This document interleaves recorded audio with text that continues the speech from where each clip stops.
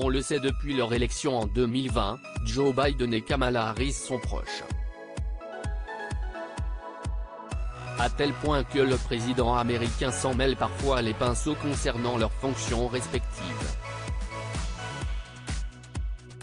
Si est du moins ce que laisse penser la conférence de presse qu'a tenue le chef d'État à la Maison-Blanche, ce jeudi 5 janvier.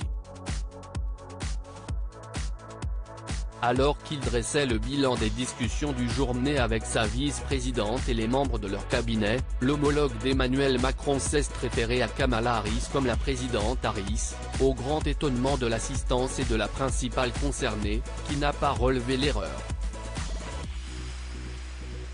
De quoi provoquer l'amusement des internautes qui ont relayé la séquence sur les réseaux sociaux. Et si ce petit égarement fait rire les Américains, si est bien parce qu'il est loin d'être le seul du président Biden depuis son arrivée au pouvoir. En juillet dernier, celui qui a lui-même été le vice-président de Barack Obama avait provoqué l'embarras en lisant sans réfléchir son prompteur, lors d'une intervention télévisée. Alors qu'il prononçait un discours en faveur du droit à l'avortement et citait un passage de la décision controversée de la Cour suprême, le successeur de Donald Trump avait lu une phrase qui n'était pas censée être prononcée à voix haute, fin de la phrase, répétez la citation.